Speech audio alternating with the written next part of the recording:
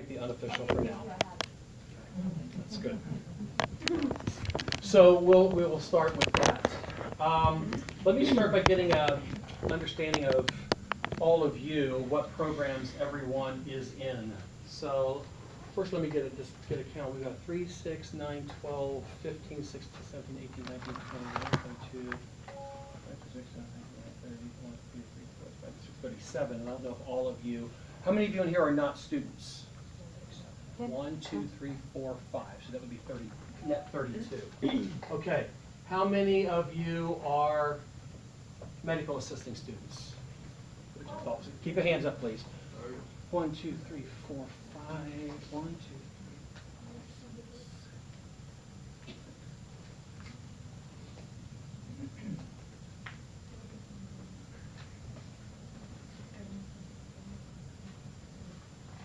24. Dental assisting? Did they not offer dental assisting there? Yes. You did? I don't think there were any in the morning session either. Okay. Patient care tech. 2.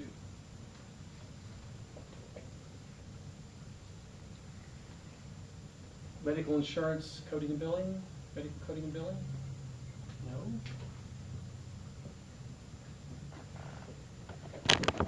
Nursing? No. Pharmacy. Thank you. How many pharmacy? 1. All right. What am I missing? X-ray. MAXT, that's true. RT? 1. Radiography, is that what you're saying? Oh, radiography. So from Los Angeles? John, there is one lady here that's coding and billing. Where's the young lady that was coding and billing? You want to raise your hand? There was one. Oh, there is one. Yes. Medical coding and billing, okay. And then radiography from the Los Angeles school? Very nice, okay. Limited scope? Limited or full scope? Limited.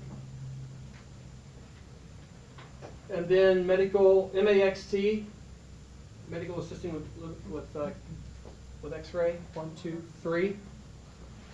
Is that everybody? Part of the limited job. Oh, so that's the same? Yeah. All right, Yeah. gotcha. There's only one full scope. There is one full scope in here? One full scope and then So that is him, radiography from, okay. That's fine.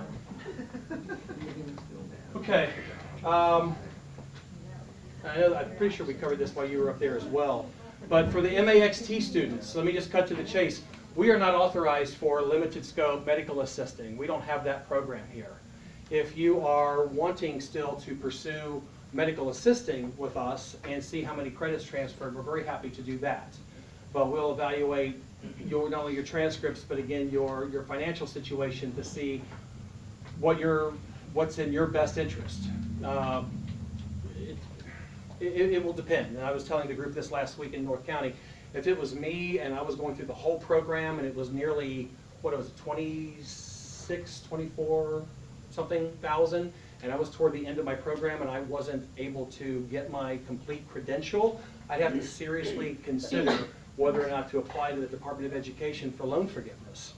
That's a separate process that if you're not wanting to have your credits transferred because you're like, this isn't going to work, I can't find a school to do it, I'm only going to get a very few credits transferred and it's not worth it to me just to get those few credits transferred, then you really should consider the loan forgiveness option. The downside of loan forgiveness is that, again, no credits will transfer. So in the future, if you say, well, now I do want to go on to school somewhere and I took these medical assisting courses, you can't have it both ways. You can't have your loans forgiven and get credit transfer both. So we'll evaluate your situation so you can determine what's in your best interest. And I cannot advise about loan forgiveness. You'll have to really read on it yourself. It's easy to find online. If you Google student loan forgiveness process, it'll take you directly to links for that. I can't tell you how long that takes. I do not believe it's a quick process at all.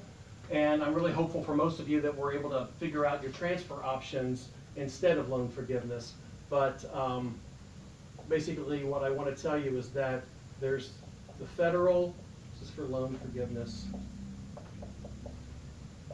and then I'll move on to the other things, but this might be your situation for some of you. There's the federal, and that's under the Department of Education. And again, if you just look it up and Google it for loan forgiveness, student loan forgiveness programs or process, it'll walk you through it. Then there's the state of California, which is a separate program. It's called the Student Tuition Recovery Fund. And the reason I mention this, they're similar, but for students who also had some cash payments, maybe you were making cash payments only as you went along, you know, the federal one is for, again, loans. So they would forgive those loans. But if you weren't paying loans, if you were paying cash or had cash payments, in California they have a special fund, Student Tuition Recovery Fund, that students can apply to and get refunded those amounts, as long as you've got receipts or show evidence that you made those payments. Okay? Just want to make sure you're fully informed on your rights along those lines. But again, downside is if you ever want to go to school in the future and use any of those credits, you can't. Yes. That's for number 2 also, What's credit-wise? Yes, credit-wise. That's, I should say verify that. I shouldn't say yes, because I don't know that 100% for sure. I know that's 100% for sure here. I believe that's the case here as well. But if the information isn't online, you can call. This is under the state of California. They're called the Bureau for Private Post-Secondary Education. I know it's a mouthful. It's the BPPE. They're the department that runs this. You can find them online as well with a phone number if you want to find out about whether or not that negates your rights for transfer credit. I believe it does, but you have to verify that. Good question. All right, so that's on that side. Let's talk about the main thing, which would be transferability. Here's the process that we will be going through. Once we have your transcript and your ledger card, make a copy of those and give you your originals or whatever you have. We'll make an appointment with you starting this Wednesday. We're going to try to get all these done from Wednesday through Friday. Our corporate office has already done the work of taking Brightwood programs like medical assisting and compared to our program in medical assisting to see how much, which classes will transfer. So they've given us those templates for us to complete on each one of you, so that we'll take your transcript, go down the line, check off which courses you've had, so we see what transfers and what doesn't. Then we'll take a look at your ledger card. When I say we, it's our corporate office. We're sending all this to them, so it's done very consistently across the board for all campuses. Because we're doing this here and in Houston and in El Paso and Las Vegas, where we have locations, Pima locations. So to make sure for consistency, our corporate office is doing this. Then they'll see on your financial side, your loans and grants, what's been taken so far, what's left, if anything, and if there is anything left, what our process will be to work with you to apply for those loans and grants. So if I'm you, I'm wanting to know a couple of things. Number one, which of my classes are going to transfer? Number two, how much longer will it take me to finish? Number three, how much more is this going to cost me? So, let's talk about the good news. The good news is I can't speak for other schools, and they'll have to tell you what their situation is there. But because we've gone down this road before and we feel for you guys as students, our promise to you is you will have no more out of pocket with us than you had over there. Nice. Loans, cash payments, what have you. The last thing we would want to do is take a student that is already signed up for and committed to, pick a number, $10,000 worth of loans. And then after we do your transfer credit, you're going to be going here for another 4 months, and it's going to require $5,000 more of loans to pay for those because not everything transferred. That would just make your bad situation worse. So let me give you an example. I met with a student last week up in San Marcos. She's done. She finished all the medical assisting program. All she has is her externship. That's all she has left. Now, at that time, we didn't have the information from our corporate office. They were working furiously on it ever since we heard this news of looking at the transferability one program to the next, because we're not all the same. After going through and looking at all of it, she's the student who would get the maximum transferability, right? I mean, she took every single Brightwood course. So out of our program, MA program, which is 34 credits, 16 of her credits will transfer. So I already know this. Very cut to the chase after looking at her situation. Well, what does that mean in terms of time? Well, what that means is your guys' classes are divided into 4-week modules, right? Yes. Ours are 6-week sequences. They're just called something different, and they're chopped up into 6-week pieces instead of 4. Took all that into consideration, though. So in some cases, like these 2 classes equal this class. In some cases, that class equals exactly this class. And in some cases, some of our classes weren't represented at all. So it is what it is. But for her, she would get credit for our very first sequence we call career preparation. And then she would need to take the next sequence and the next sequence, skip the 3rd one, and then go to the last one before externship. That's 3 sequences. That's 6 weeks each. That's a total of 18 weeks. And I said, that stinks, and I'm sorry that that's your situation, is that if you want to finish with us, I know that you're going to look at some of these classes and say, I've had some of this, I've had some of it, because it's going to get kind of intermingled with some other classes that she has had, and I get that. But I thought that she was going to be pretty upset, and she said, I am just glad that I've got a place to go, and that not all of this time is for nothing. And then because I'd already told her the good news, which was, even though you started here in the beginning, and you are right here, and when Brightwood appropriately drew down your loans and grants, as they should have, you know, they took them in thirds there. We do ours first half and then halfway through the middle. But theirs, they do 1/3 in the beginning, and then 1/3 here, and then about 1/3 here. Well, she's already past this point. That means all of her loans and grants have been taken at Brightwood appropriately. They did nothing wrong. But that means now that she's no longer there, there's no refund going back to the Department of Education. Right. So that means when she comes here with us, if we treated her like a regular transfer student for 3 sequences plus 1 externship, that adds up to a lot. That's like half the program. There'd be thousands more. But our grand total of charges for her will be 0. Because it's the only option we have. Because if we do anything else, then she's going to wind up having to pay her original loans back plus pay us. It's just the way it is. There'll be some of you who will take half a program with us, some of it almost the whole program, some will be at the very end. But you're all ultimately treated the same in the sense that whatever you're on the hook for originally is the same here. Yes, ma'am? Can we get that in writing? Yes, you will get it in writing in the sense that when you go through your document for enrollment, you'll see exactly what your costs are, and that is the writing. You'll see it right there in front of you, because the alternative, again, is not great. It's over there you thought you're going to be on the hook for a certain amount in loans, and now it's going to be thousands more. Really don't know any other way to do it. I mean, we could absolutely, by law and by rights, take the cold-hearted way of saying, well, you know, it is what it is. They're going to have to pay this much. For what, in cash? And pay $5,000, $10,000 in cash? Making your bad situation much, much worse. Yes, ma'am? Okay, so based on what you said, so you said the student tuition recovery fund? Right. Okay, so that has nothing to do with the loan? Thank you. This is if transferring is not going to work out for you.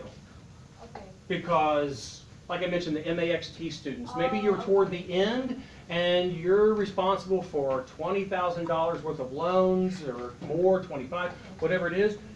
And our medical assisting program's around 15. I think the MA by itself at Brightwood was like 16. So why would I want to pay back a whole lot more than that in loans when I could just like start over Downside is, yeah, I'd be completely starting over once my loan's finally cleared, and I have to wait for all that.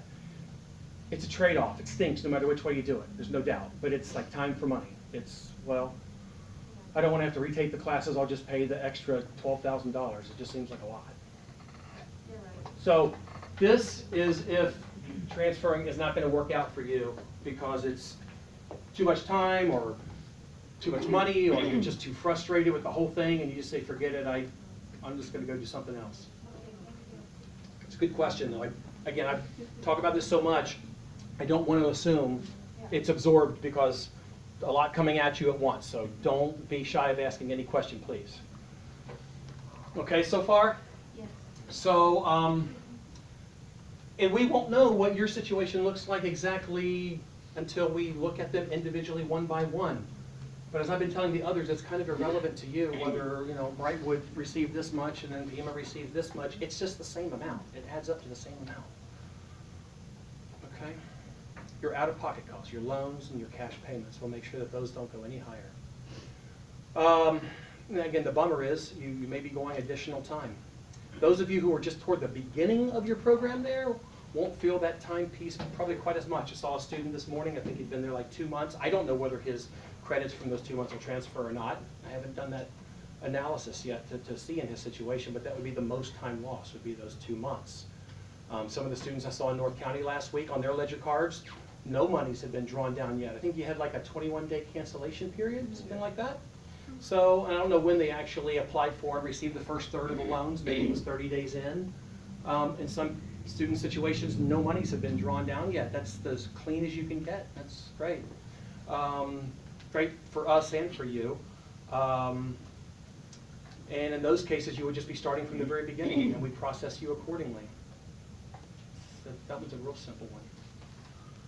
Okay, that hits those things. Other questions? The programs. Yes, we offer these programs. So for the medical assistants, the 3/4 of you that are in MA, and that's very straightforward.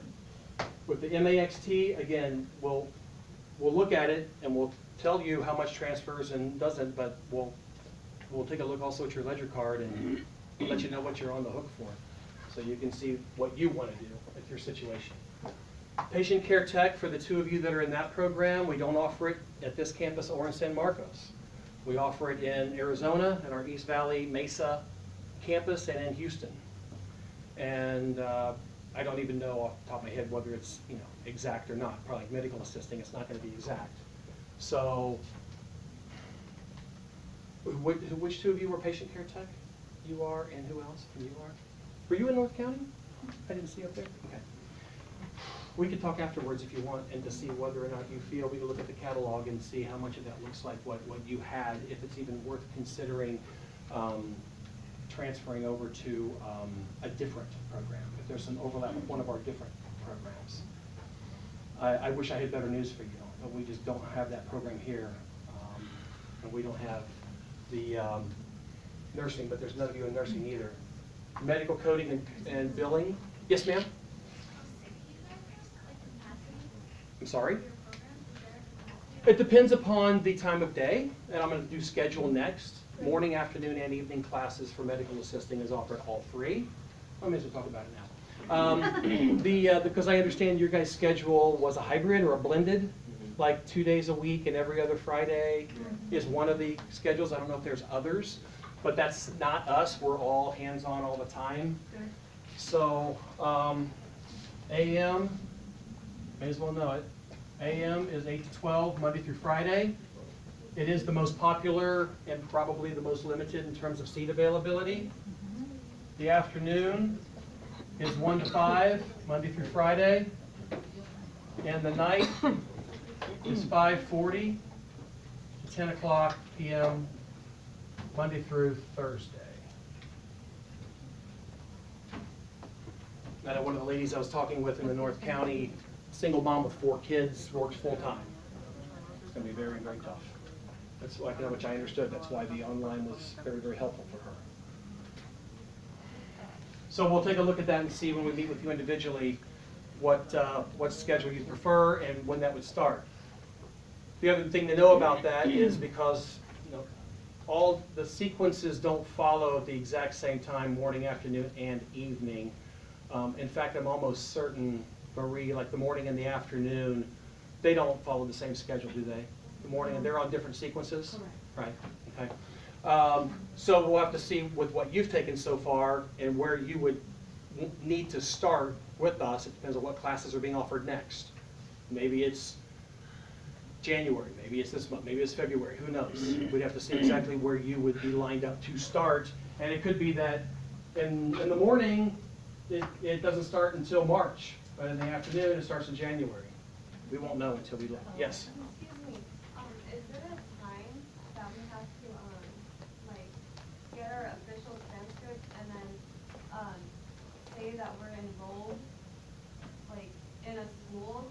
Is there like? Oh, because of the loans that you already have for that purpose? It's not loan related, but I'm just asking because like, Brightwood said that you have to, like, is there a time limit that I need to get my official transcript from them?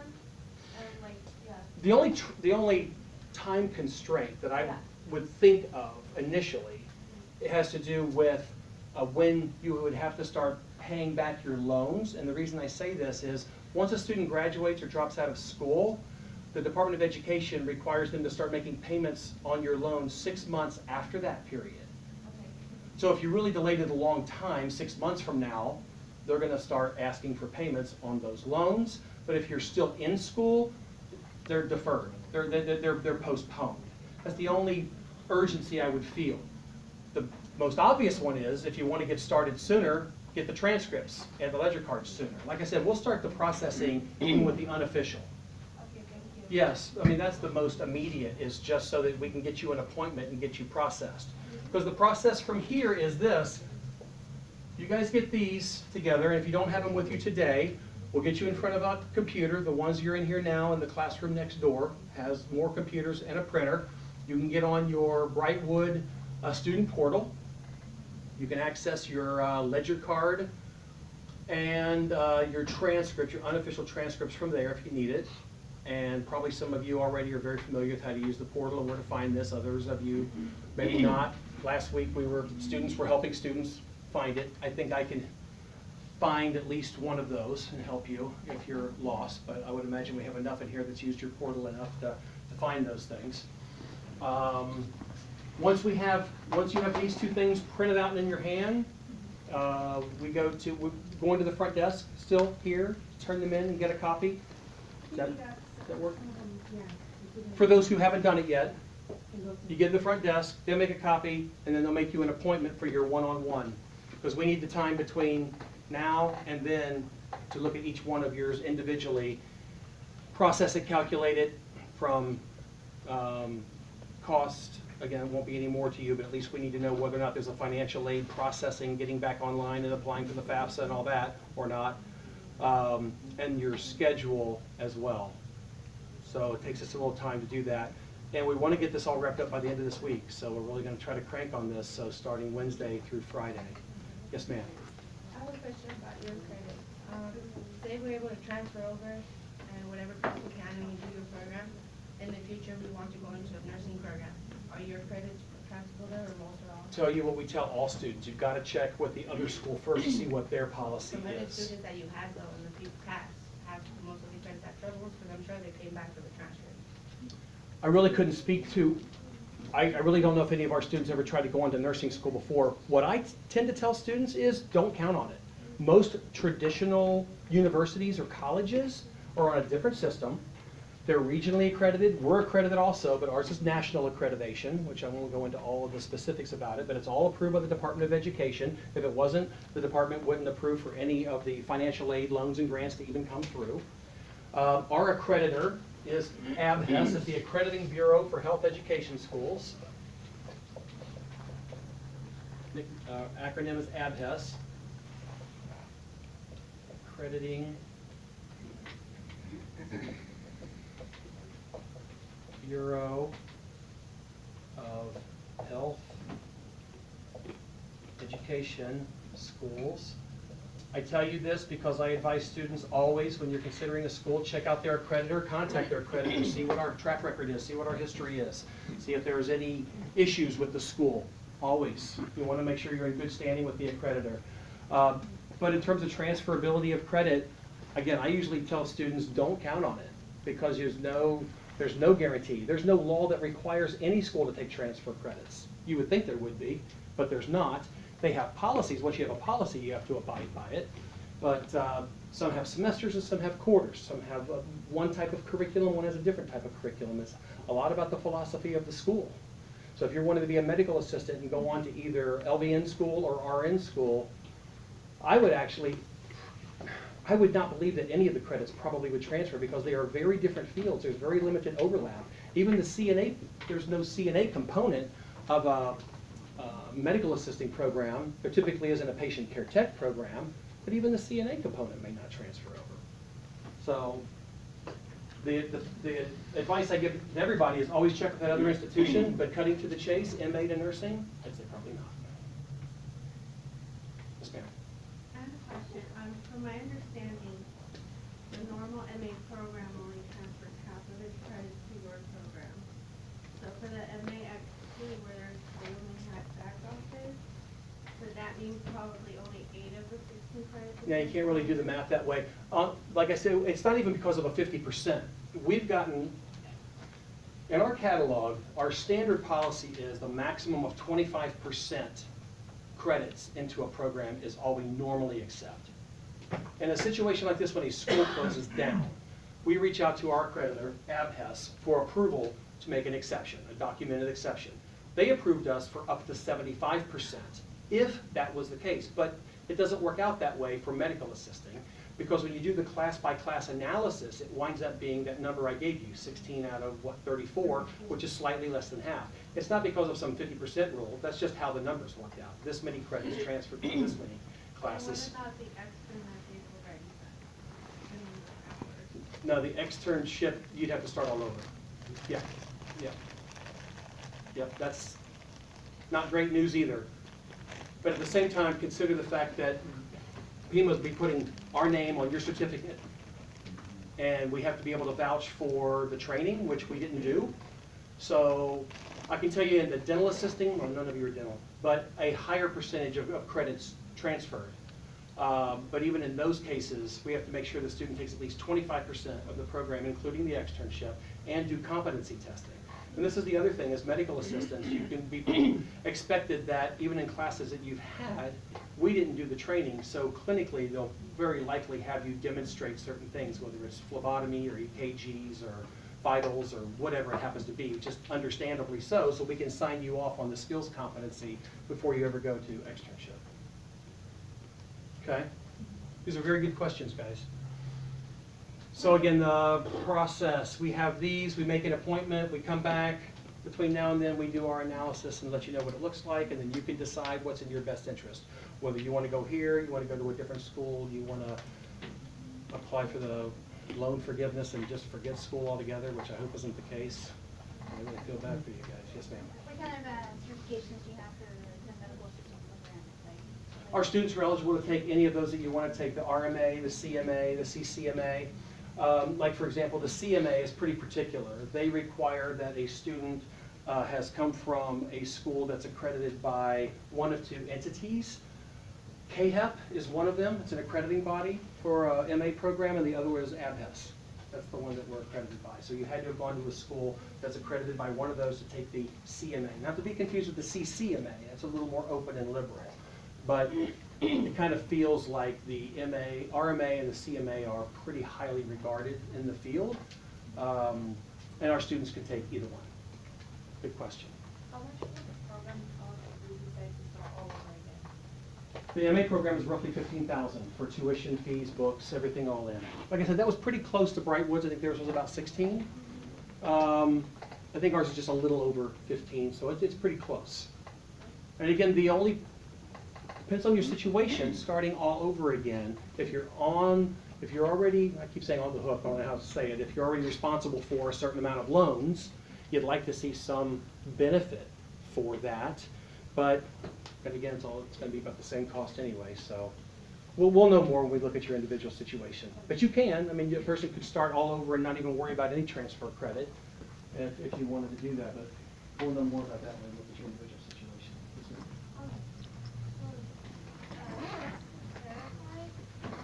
So Pell Grant was a separate situation, right? Was it or no? Pell Grant is part of what they call Title IV funding. It's from the Department of Education. They give loans and grants. Woo! Loans, you pay back. Grants, you don't. It's like a scholarship from the government, okay? A grant is like a scholarship from the government. So with that, I don't know what everybody's situation is individually. Some people are qualified for Pell Grants and some are not. If there's any Pell eligibility left, once we look at your individual situation, that would be great. We'll apply that toward the balance of your debt, but we won't know until we go into it.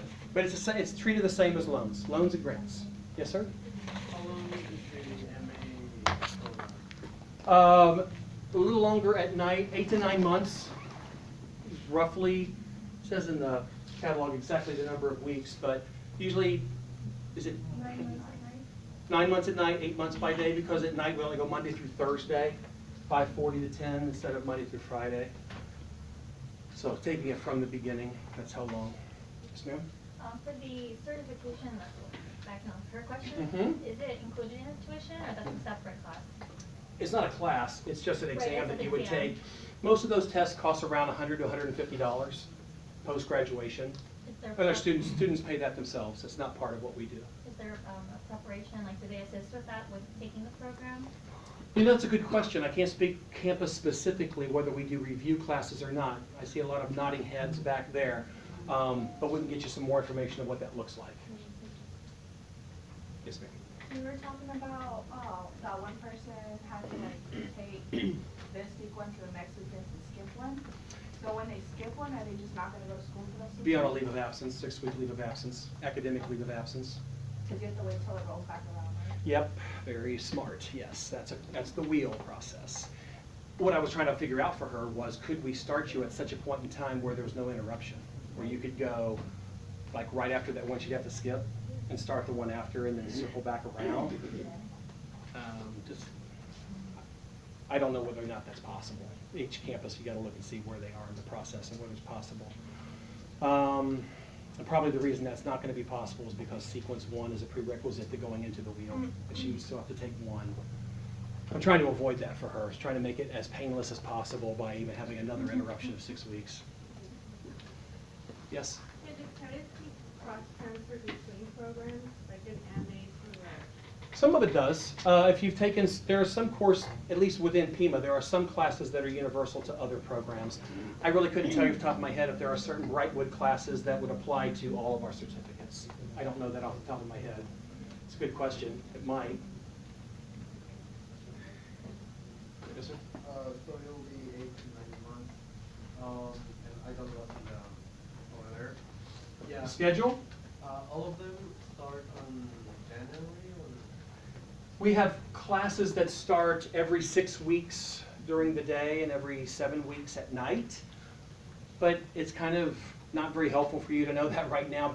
Well, I guess just to know how frequently they start is helpful, but it's more about based upon what you've taken and what is left to be taken where you would need to start.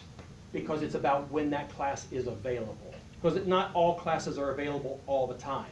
It rotates. Let's say we start all over. Oh, if you started all over, I think our next class actually starts next Monday. So if you all want, if any of you want to start all over, using fresh, then you guys just need to see the admission, and the class will begin next week. But it depends. If No, for just the medical assistant, dental, pharmacist. But I have to put a maybe on that, because if you've already applied for and if they've received financial aid over there, then we need to make sure that you are still covered here for the balance. This is where it gets a little complicated, and I'm not a financial aid person, but I do know that there is a rule that you cannot have loans from 2 different institutions at the same time. That's not allowed. So I don't know what has to happen on the technical end for the Department of Education that gives these loans to make sure that they've, identified you as a person that is no longer at that institution, so it doesn't look like it's two institutions at the same time. That makes sense. We have to find out more information about that to be sure if there's any of you who are already over there and had loans and grants that wanted to start literally on Monday, even if that works out in the schedule. If you wanted to start all over, we still got to make sure that we're not two schools in the same loan period. Yes, ma'am. So if we like get the loan forgiveness, so we don't get credit for those credits that the loan pays for? Right, but again, on the loan forgiveness, that is a long process. You have to, I don't know how long it takes. All I'm saying is that you'd have to wait until that is cleared before you could then start all over if you're wanting to still receive financial aid. If it's not a financial aid thing, if someone's paying cash or some non-loan and grant kind of financing, then that's not so much of an issue for holding up anything. It just holds up future loans from the student loans from the Department of Education if you apply for the loan forgiveness. Sounds like I'm complicating it. They're having a session tomorrow at the Vista campus between 10 and 3, so you can actually go in and talk to the VP. Awesome. All about that. They were there last Friday, I think, too, at 10 o'clock. Yeah. I'm glad they're coming back. So, but it is at the Vista campus at 10 o'clock? Yeah, I would really encourage you guys to do that because she was saying, I don't know if you heard her, tomorrow at 10 o'clock at the Vista campus, representatives from the Bureau, the BPPE, that's the state of California. You can ask them all kinds of questions about the Student Tuition Recovery Fund, how it works, loan forgiveness, all those kinds of questions.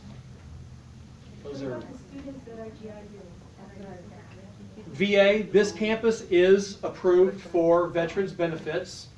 The only problem with the North County is that it's not currently because you have to be in existence for 2 years before they will deem your programs eligible for veterans benefits.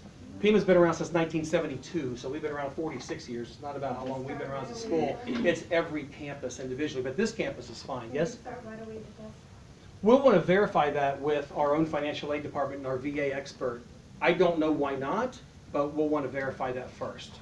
Yes? I am a GI Bill student, so Okay. I live in Oceanside. I went to Vista campus. Can I sign here but go to school in San Marcos? And we won't be able to receive your benefits there. No, you'll be registered as a student there. I will be registered there, so I have to do it. Yeah. Yeah, you'd have to come here if you want to get your veterans benefits. And I know that's a haul, Oceanside to Chuba. I live in San Marcos and I worked here for about a year, so I know the commute well. How bad is it? What's that? How bad is it during commute You hours? get used to it like anything else. You return a bunch of phone calls and listen to good music. Other questions? Okay. How many of you already, yes? Does your MA program also allow you to do the phlebotomy and the EKG decks, like national certifications, or no? EKG certification? I don't think so. I believe with phlebotomy, you have to have a lot, we have a phlebotomy program at the North County campus. They don't have that many documented blood draws here, but what I've been told is that our students then go on afterwards at the, wherever they're working and document underneath the doctor or whatever under their signature and process it that way. But it's not like a phlebotomy program where you can go on and take the phlebotomy certification here. Yes, ma'am. So for the pharmacy technician, do you guys also, like, we get our certificate, we get our license at the I'm end? sorry, we do have a pharmacy technician. We actually have a couple here. Sorry. Um, Yes. Our students, in fact, we have them apply for it while they're in the program because it takes a while. You have to have a certain number of hours in the program before you're allowed to apply for that credential. And it's not an exam, right? With that one, it's a license, it's not an exam. You get your license? And the state can be slow in getting these. So yes, when they are in like sequence 4 or something. Okay, so we have that process down to where we tell our students when they should apply for it, once they have met the minimum number of state required hours in the program, so that you can have it ideally. Do you guys know the timing on it, about when they receive it? You can extend 3 months to get it once you apply. So this is But do they like get it usually before or after graduation? Before. Well, it depends Before on when they accession. sign up. I mean, if they signed up for it at the earliest possible Yeah, point. they would get it before the next action. Okay, so you should be able to be licensed, receive that credential by the time you graduate. So for the national one, it's apart. That's okay. Right. The national one is separate? Yeah, I just don't know as many details on the pharmacy. They're both out of pocket. You said separate, right? Yeah, they're both separate. In California, you have to have your California license to practice pharmacy. The national is not required, but some of these jobs require it. It just depends on. Is a preference or a requirement? So it's better to have both just in case. Oh, they're out of both. But they can get both, is what she's asking. Yeah, you can take them both, yeah. Okay. And they do have them. Oh, the IV certification. Give you guys an ID certification. Yes, sir. Please guys help us with the extension, for. In fact, that's their department, that many of them are standing in the back there. The Career Services Department, Rodrigo, who's waving, he is our director, our Career Services Coordinator, and several individuals in that department whose job is both the externship as well as placement. Placement in your field, absolutely. They help you with all of the traditional, the development of your resume, your interviewing skills, mock interviews, all the tips. We are hardcore on working hard on our placement outcomes. Yep, for sure. Other questions? And how can we know that it's not gonna happen? Great question. Same one that they asked in the North County. I was waiting for somebody. You got to be asking the same question. Like, hey, what's to say this doesn't happen again? Well, no one can guarantee anything, but what I can tell you is this. Pima is a different type of school in this sense. I've been doing this almost 30 years. We're not owned by an outside corporation.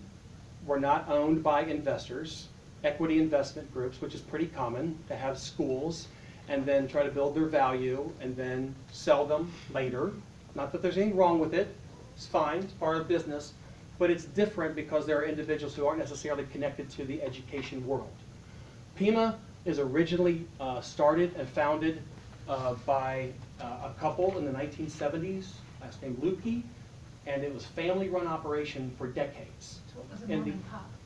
Yeah, but when I think of mom and pop, I usually think of like a lack of sophistication because like they really don't have their act Oh, together. no, But yes, literally mom and pop in that sense. Okay. But then the school grew from one school in Tucson to 17 schools in an online division today, which is pretty slow actually over almost 50 years. That's not like rapid growth. In the early 2000s, 2003 I believe, the original founder wanted to make a change and have his legacy continue. Instead of selling it to some other organization, he changed it to be an employee-owned company. We are what you call an ESOP, if you've never heard that before, Employee Stock Ownership Participation or Plan. The employees are literally the owners of the schools. We all hold shares of stock in the school that we don't even pay for. It's granted to us, literally, out of loyalty for us being good employees. It's a very different mentality. Trust me, I've been here 6 years. I wish I'd been here 26 years. We're not perfect, but we take very seriously the well-being of both our students and our employees because we're in it for the long run. It makes no sense to make short-term decisions. It's about long-term success. There's nothing that says success in a school more than your success. It's about graduation. It's about working in the field for placement, passing your licensure exams, all those things. So we take those things very seriously, and that's one of the main things I can tell you of what makes us different. We are an employee-owned company that wants long-term success. The other thing that I would tell you, probably two more things. Secondly, is why you should contact the accreditor. Are these guys for real? Are they like on any kind of a probation? Do they have any problems? They'll tell you. It's also online. There's a whole lot of information that's public domain online. And the final thing is, there are regulations out there that the Department of Education put in play a few years ago, which is the reason why a lot of schools don't exist today. A big one is called gainful employment, and I'm not going to get complicated with it. I'll just tell you very simply. The government put in a new rule that schools will be evaluated on the ratio between student debt, how much I had to pay for school, and what are my average earnings once I'm out of school over my first 2 to 3 years. Because they said, if a student's paying $50,000 as a medical assistant and they're making this amount of money per year, this is not a good return on their investment. But we want to make sure schools are doing a good job. That's for certificate programs and degrees. As a result of that analysis, if you fail those measures, your school loses financial aid for those programs. That's why a lot of schools, I'm not saying that's what happened to Brightwood, I don't know the details behind what happened. I'm just saying there's a lot of schools who lost financial aid for certain programs and they couldn't exist without those programs anymore. We've never failed one of those tests in the 3 years they've had it in existence. You take all of our 17 campuses and how many programs are at each one, it adds up to 154 programs. We're 154 for 154 every year. Wow. So we've never had one fail the test. So that's probably the most important thing I can tell you, is that it's all about outcomes and charging a fair amount for what the outcome is going to be for the student. I want to add to that, I did research for APHES. Pima's medical assistant program is the only one in South Bay that is authorized or accredited with it. So if you wanted to do the CMA cert exam, this is the only program that does it. Everything else you have to do RMA or CCMA. Correct. Yeah, because I don't know that there's any PAHAP accredited programs either. They're the only other entity. So again, I can tell you anything, right? Like, oh, he's just telling me what I want to hear. Check it out. I advise you to check it out. Yes? What is your teacher to student ratio? Per our catalog, we have maximums. Also, it varies with if you're in clinic versus non-clinic. Lecture is called didactic. Those are typically, I think our catalog says 35-to-1 max. I don't see too many classes like that. Your very first sequence, career prep, is usually the largest before, because all programs, whether you're MA or pharmacy or whatever, come together in that first sequence, then they split off afterwards. For clinical, medical assisting, I believe the max is 20-to-1, if I'm remembering correctly. Is that still correct? Do you guys remember? I have a ratio cheat sheet in my phone. So some of these regulations actually through ABHES changed recently. Let me double check, I don't want to tell you wrong.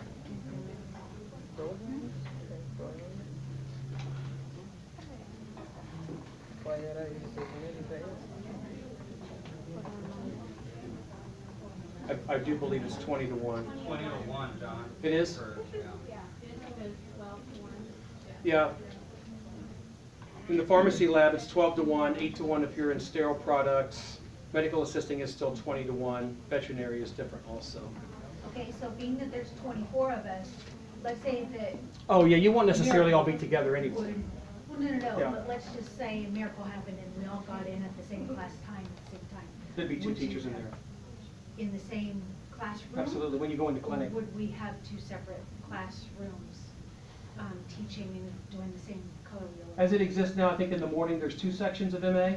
There's already 2 sections that run in the morning. Okay. And even if one of them had like 30 students in it, when they go into lab, they have 2 teachers. So we maintain our ratios. Sure. Good question. Yes, sir? Rumor has it, for X-ray, the externships are not in the state of California, that Pima can't have externships in the state. X-ray?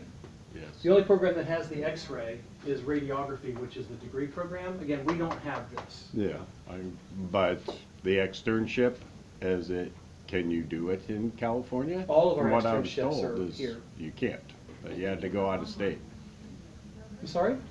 You might want to think about the advanced track. The advanced track- Yeah, we have an online division that does degrees, and there's one for radiography for these graduates that go on to advanced track radiography. That maybe that has something to do with it, but trust me, our career services department back there can tell you that all of our externships, there's no limitation to why we can't have them here, and all of our students do them here in San Diego.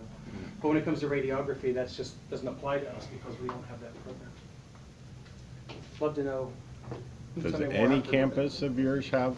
No MA? program of ours. We've never applied for approval to have MAXT for limited X-ray medical assistant. Let's see another hand in the back. Okay, guys, so how many of you already have or already turned in both documents, transcript and ledger card? Okay, and if you have done that, if you have an appointment already for later on this week, you're good to go. If you haven't, what's our best process? Front desk? Follow us and you'll make the appointment.